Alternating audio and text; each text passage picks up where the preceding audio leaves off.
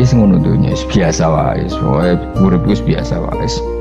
Maksudnya biasa wae, penting soleh, di hati soleh, rezeki yes minallah. Wae taluk wae pangeran, ora usah sok suci, ora usah sok bener dhewe biasa wae. Dunya wis kabeh kersane napa? Pangeran. Ya sudah seperti ini.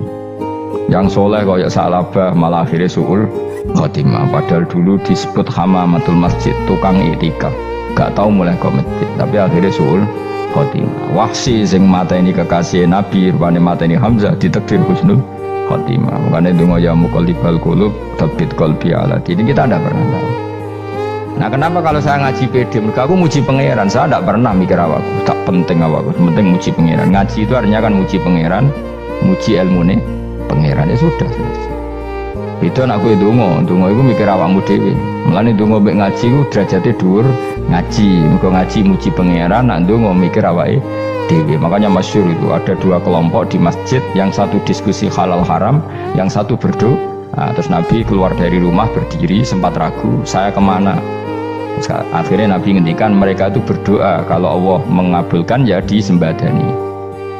Tapi mereka belajar halal haram, itu perintahnya Allah, saya sebagai Nabi. Terus akhirnya Nabi gabung kelompok yang belajar halal haram. Karena belajar halal haram artinya ingin menghidupkan hukumnya Allah Ta'ala. Tapi nak wong donga kepinginnya iku kabul kajati, intinya mikir awake dewi. Makanya saya termasuk ulama yang jarang berdoa. Tapi ya berdoa, tapi kadang-kadang. Nah, kowe kan gak kontribusi ning agama rapati ya itu. Oh, dasar murahan. Ya tapi piye mulang ya ora payu. Jadi kadang-kadang kula dibantah. Lah jenengan mulangi payu, Gus. Lah kula ora payu, donga-donga ngono. Ya tapi aku ngerti pangeran ra bakal nyembadani barno ra wis. Pangeran ya paling sedikit sidik ngono cukup unggul. Kalau termasuk orang yang nggak setuju ya kalau orang sholawatan terus berlebihan tapi khidmah ini Nabi kurang. Maksudnya gini loh, sholawatan berlebihan ya. Redaksi sholawat tentang Nabi itu kecil, bukan sholawat jumlahnya enggak. Redaksi tentang Nabi itu kecil, sementara tentang keinginannya itu saya tidak suka. Saya suka sholawatan itu ya yang nyifati Nabi banyak, kemudian keinginannya kecil, itu bagus.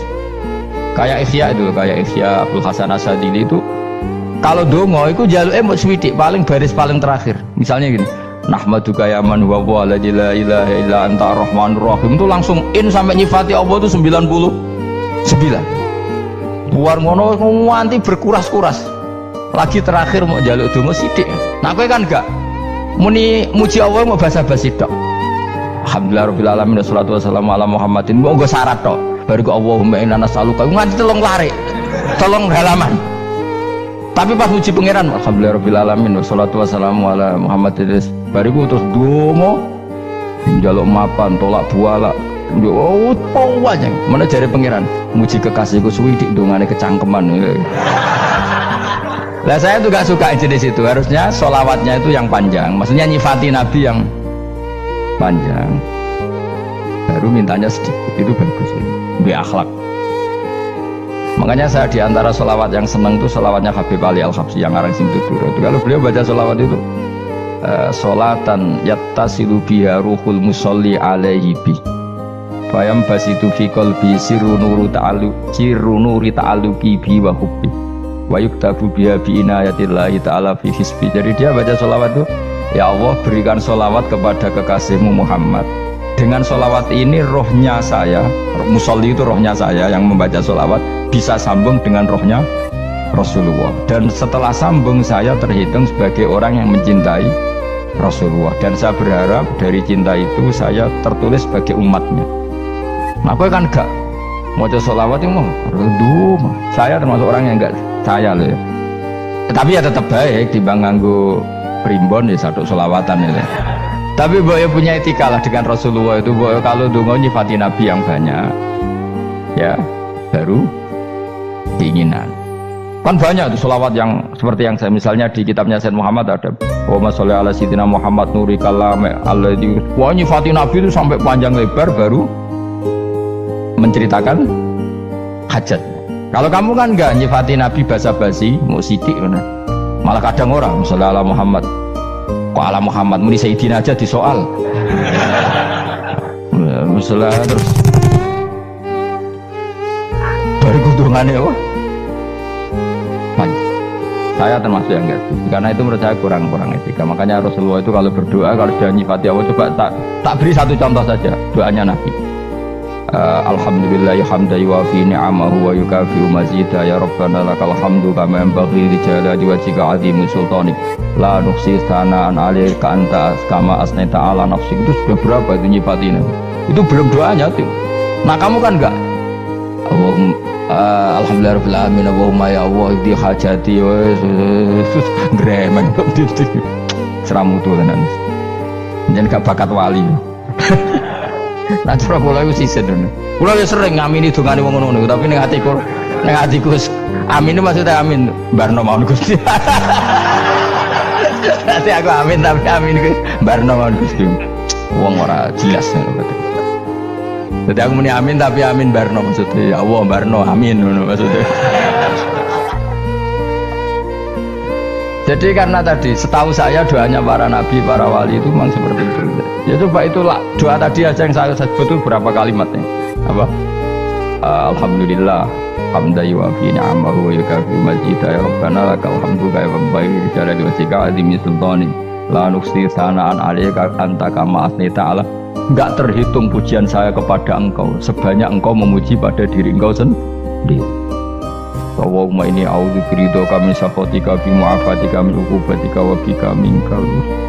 Allahumma sholli bi haqqi jabarutika wa bi khawfika. Kan panjang sekali doanya wali-wali itu, tapi semuanya mensifati Allah. Bahkan banyak yang kemudian lupa enggak doa. Coba haji, doa haji itu coba. Labbaik Allahumma labbaik la syarika lak innal hamda wa ni'mata laka wal mulka la syarika lak wa ni'mat. Itu kan labbaik saya siap melaksanakan perintahmu ya Allah sadek. Engkau yang punya pujian, engkau la syarika lak lakal. Itu malah enggak ada, jarang malah ada doanya. Itu kalimatnya talbiyah semua. Allahumma antal azil akram itu sudah seperti itu. Karena tadi al-mu'min yashghaluhu sana 'ala Allah min ayyakuna li nafsihi dzakiran. Mukmin sejati adalah sibuk memuja Allah sampai lupa jatah dirinya sendiri. Nah, kowe kan gak mujine Allah basa-basi, dongane tenan. Itu jadi makhluk aneh gitu. Jadi hubungan mbek pangeran itu wong aneh. Ya, tapi jangan rapakat wali semuanya ikut detine semuanya ikut. Ya tok ngono kok mari wali kakean malah gak elit. Jadi, tapi saya mohon itu di sholawat itu usahakan jumlah paling enggak jumlah sholawatnya banyak, doanya sedikit. Paling enggak misalnya kamu tidak punya kalimat yang apa baik ya mau sholawat ping 100 juga ada salah biar giling-gilingan apa kita menyebut kekasihnya Allah lebih banyak ketimbang kita menyebut hajat kita sendiri ya gitulah. Paling enggak punya etika seperti itu ya. Kalau kamu enggak punya sewot-sewot sing keren bacalah sholawat berapa 100 terus cerita awam Gusti utang kula kathah. Mengke ra jawab wis roh.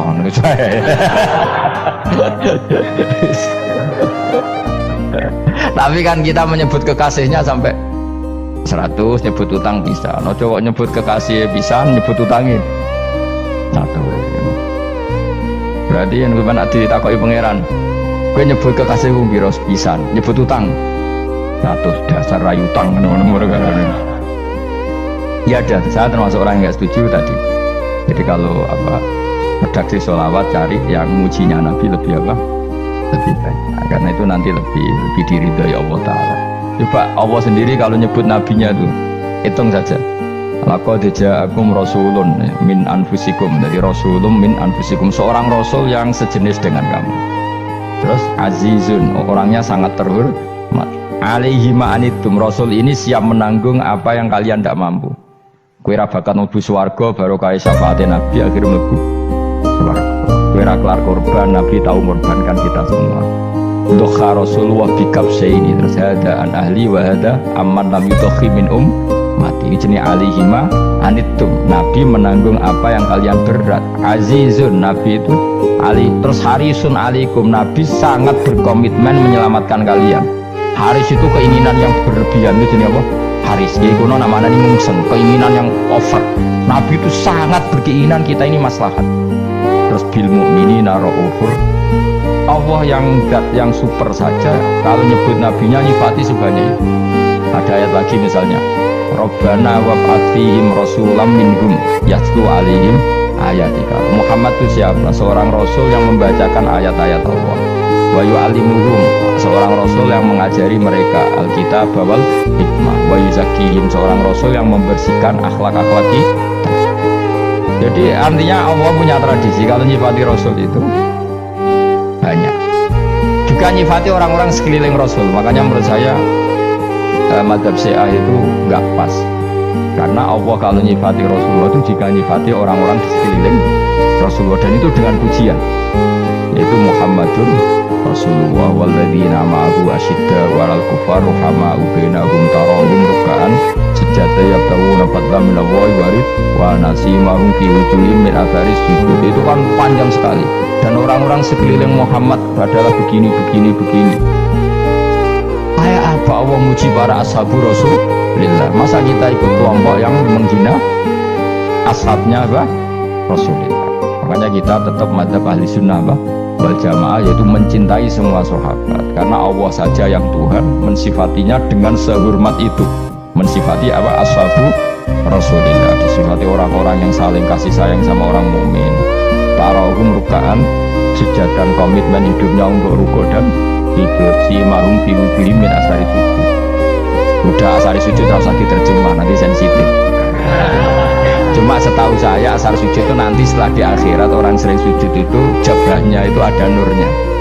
Tapi kalau ada yang nafsirkan asari sujud itu warna tertentu ya semua ya, itu sensitif. Yang jelas asari sujud itu ya sudah seperti itu. Seneng kamu kok kasut. Kowe punya provokator. Nah ono apa ya? Ada hal yang begitu terus mau berlebihan. Teke yakisimun. Nah, kalau ada kepentingan pokoknya ayat si mahum fi wujuhihim min athari sujud, bahwa dalam jabahnya itu ada asaris sujud. Itu masyhur kan, saya terangkan ya, tapi kalau sensitif biasa wae.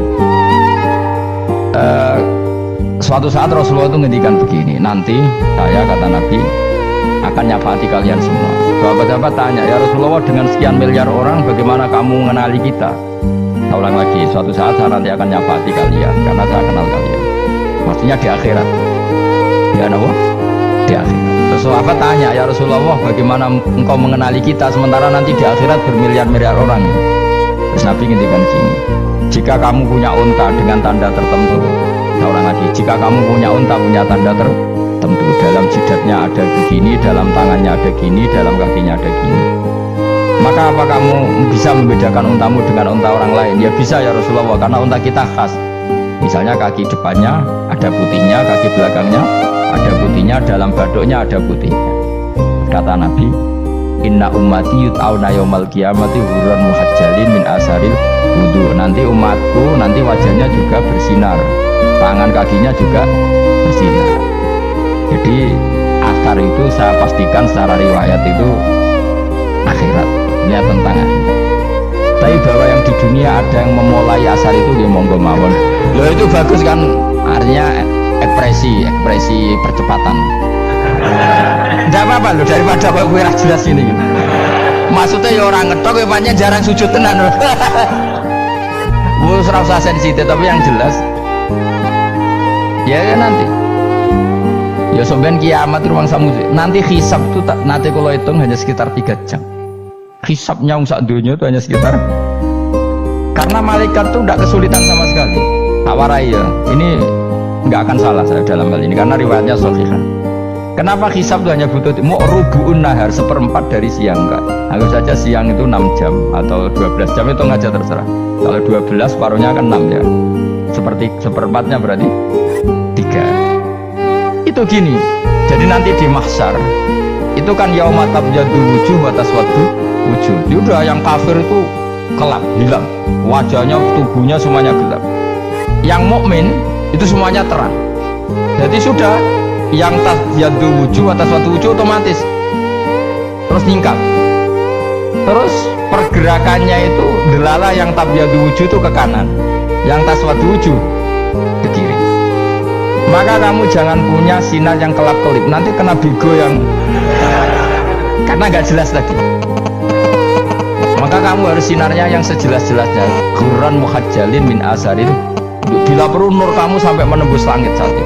Makanya ketika orang mukmin sudah nurnya ada di muka, ada di tangan, masih ngendikan Rabbana atmim lana nurona, karena takut masih kena bigo tadi.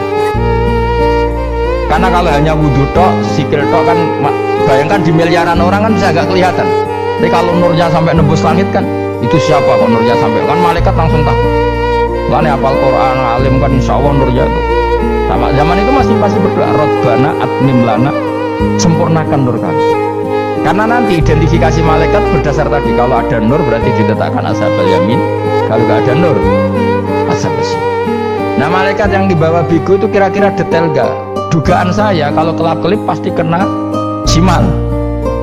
Wah ini partai kiri kan, pemenang yang wudhunya mau dulet sirah tok sidik karena anak mazhab Syafi'i.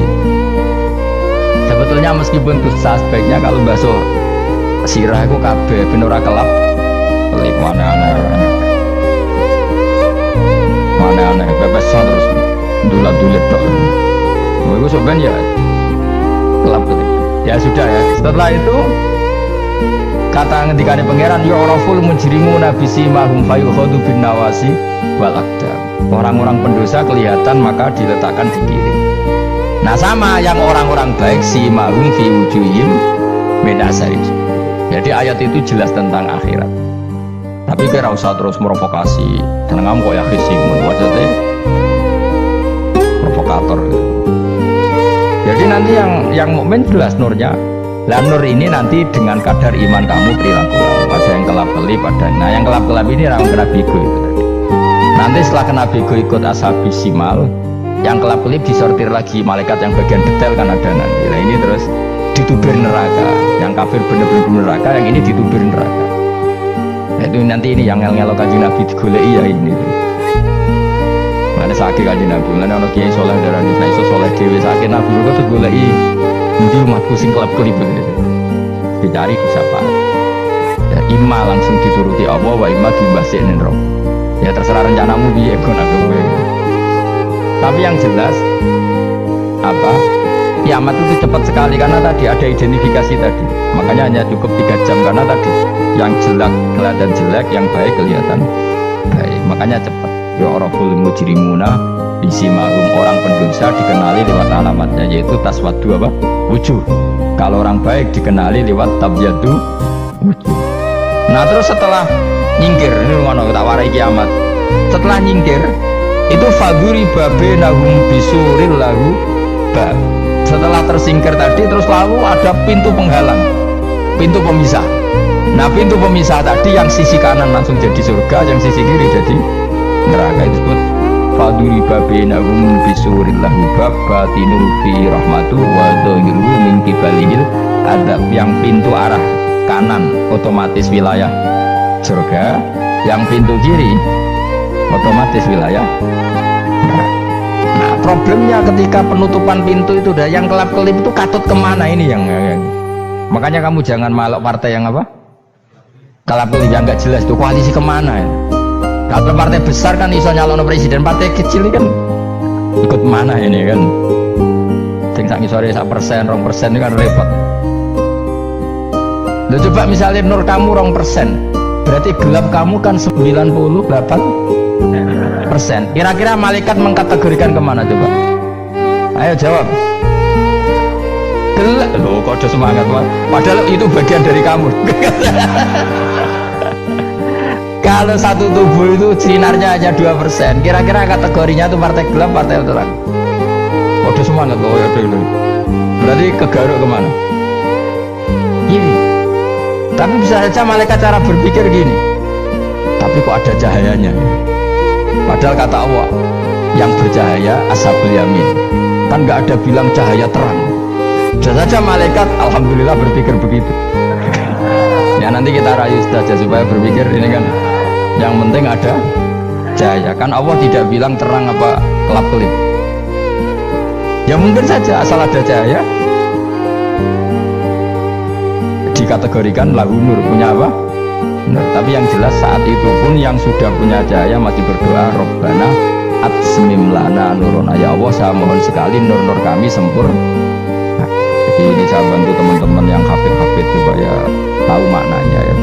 dan yang nggak hafid ya dengar ya. Kalau nur itu penting, makanya Nabi itu kayak apa, Nabi itu orang super itu kalau ngendikan Muhammad al-min fawqi nuran wa min tahti nuran wa an yamini nuran wa an simali nuran, sampai terakhir Nabi masih mendoa untuk dirinya waj'al li nuran, dan semua tubuh saya jadi nur. Nabi sudah gitu, ya Allah jadikan sisi depanku nur, belakang kami nur, kanan nur, kiri nur, terakhir itu apa, waj'alni nuron, dan doa semoga semua tubuh saya jadi, itu termasuk doa yang sering saya baca. Karena saya takut kelap-kelip tadi, ini bahaya ini kalau malaikat. Saya tidak tahu cara berpikir malaikat tadi, apa ngitung 98% maka dikategorikan apa? Gelap, apa dihitung nurnya saja? Wong instruksinya Allah kan yang ada nur ashabul yamin, meskipun kelap-kelip kan punya nur. Saya tidak tahu nanti ikut 2% ikut mana kalau di partai koalisi itu? Ikut yang menang, jadinya ikut yang apa? Ya paham ya, makanya saya mohon kalau wudhu itu usahakan sempurna, terutama wudhu sholat. Kalau gak wudhu sholat itu sebaiknya gak sempurna, supaya ada bedanya wudhu sholat sama wudhu tidak sholat. Rasulullah itu masyhur gitu ya, Rasulullah itu kadang tawadhu wudhu'an khafifan, wudhu yang sederhana, yaitu hanya sekali-sekali dan tidak sempurna. Ketika ditanya as-sholat ya Rasulullah tidak.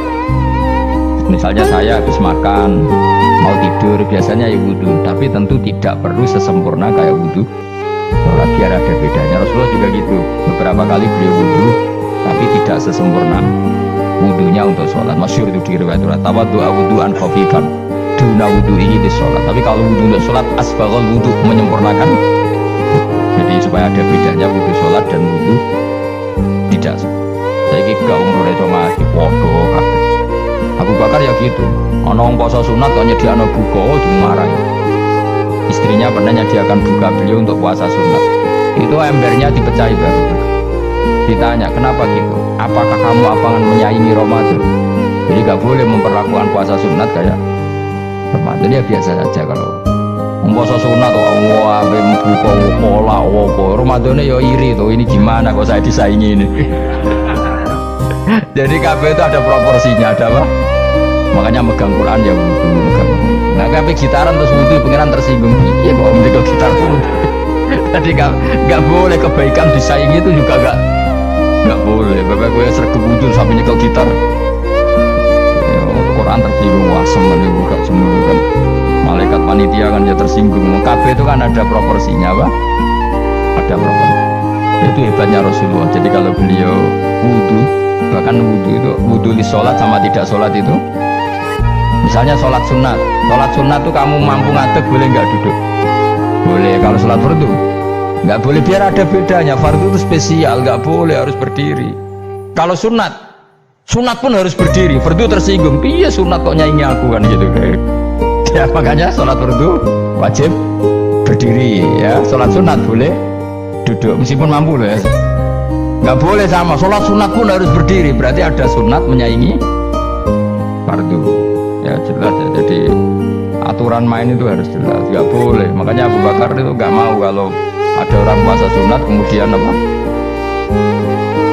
Abdullah bin Mas'ud lebih parah, dia itu tukang nyuepeng orang yang selalu sholat duha. Makanya saya itu duha itu jarang, karena takut kena sweepingnya siapa? Abdullah bin Mas'ud. Itu ada orang khusyuk tiap hari duha disweeping sama dia. Apakah kamu menjadikan sholat ini jadi fardu kok mbok lakoni bedino? Awas nang mbok lakoni bedino. Di era akhir duha dilakoni bedino, perkara ini butuh duit. Mau itu kalau zaman Abdul Mahmud kena sweeping ya, karena berarti menandingi ya supaya usah anut ilmu bahaya, jadi sensitif. Cuma ini kan ilmu, tetap tak utarakan biar kamu tahu, nggak boleh fardu disaingi itu enggak. Coba kan banyak ketentuannya tadi. Contoh paling gampang itu apa? Kalau sholat fardu boleh, nggak boleh apa? Duduk. Sholat sunat boleh duduk. Sholat sunat boleh di kendaraan sesuai jalannya kendaraan. Ainama tawajjahat bi rohilah. Kalau sholat fardu, kalau kamu naik unta harus turun untuk memastikan di kiblat. Jadi banyak. Sholat sunat kamu dalam keadaan najis sudah tidak boleh dilakukan. Kalau sholat fardu, karena saking pentingnya fardu, meskipun dalam keadaan najis yang menemukan alat sesuci harus tetap sholat. Jenenge sholat dihormatil waktu, karena nggak boleh fardu ditinggalkan. Meskipun nanti harus iya, dah. karena nggak boleh mengalahkan fardu meskipun itu oleh najis. Jadi misalnya kamu pergi hanya bawa satu celana, kemudian di terminal atau apa kena najis, kena uyah sampean misalnya, kamu harus tetap wudu dan sholat karena nggak boleh fardu ditinggalkan meskipun nanti harus iyadah karena sholat kamu tidak sempurna. Dalam keadaan celana kamu najis boleh nggak sholat sunat? Oh nggak boleh, karena kalau fardu itu darurat memang sesuatu yang harus maka dilakukan. Tapi kalau kamu dalam keadaan nggak suci nggak boleh melakukan sholat apa? Sunat. Karena fardu itu spesial apa? Spesial. Bukan lo terus no. Wamtazil yawma ayyuhal mujrimun. Ya, jadi orang mujrimun harus terpisah dari orang apa? Mukmin. Dan yang keharusan itu ketika di surga. Tapi kalau di dunia ya boleh muamalah. Ya muamalah yang halal maksudnya. Infaridu tegese misal sira kabeh ana mukminin sing kira mukmin indah tilatihim. Nalikane campure kufar utawa al mujrimin bihim lan al mukminin. To rujuk balik boten napa. Maksudnya rujuk itu balik ke jam indah tilatihim mukminin bihim lan kufar utawa kufar ning mukmin. Alam ahad ilaikum ya bani Adam. Alam ahad ana ta ora merentano ingsun ilaikum maring sira kabeh. Amurkum tegese ana ta ora merentano ingsun kuning sira kabeh ya bani Adam ya bani Adam. Ala lisani rusuli ing atase lisane para utusan-utusan. Bukankah saya telah merintahkan kamu wahai bani Adam Allah ta'budu setan. Yen ta ora menghamba sira kabeh setan ing setan. Ngendikane pangeranku ijek kanut setan cek nemen nih. Bukankah sudah saya perintahkan kamu tidak boleh diperbudak napa setan. Manane la tuti'u tegese aja taat sira kabeh ing setan. Inna usa temne setan laku maring sira kabeh aduun iso mungkin kan. Bayinul adawati banget musuhane. Lah wong setan musuhmu kok malah mbok nut bocah kok sarap ngono. Karuan musuh kok di nut anut ya pangeran mergo Allah wali fid dunya wal akhirah. Wa ani buduni lan yen to nyembah sira kabeh ni ingsun. Wa ana dene kelakuan ubudu nyembah sira kabeh ni ingsun wahidu tegese nglakoni tauhid sira kabeh. To mengesakno sira kabeh ni ingsun. Wa ati ulan to atau sira kabeh ni ingsun. Harusnya kita hanya ibadah ning Allah Subhanahu wa ta'ala karena dia yang menciptakan kita, tempat kita kembali. Setan itu tidak siapa-siapa, makhluk yang hina, yang lemah, pokoknya malah taat yang nengoni dat sing super, sing gawe kita, sing memberi rezeki kita, dan dat yang kita kembali. Ada utawi ki maksudane taat ning Allah taala. Ada ay al madkur min taatillah ku sirat dan ku dalan tori kontek sedalan mustaqimun kang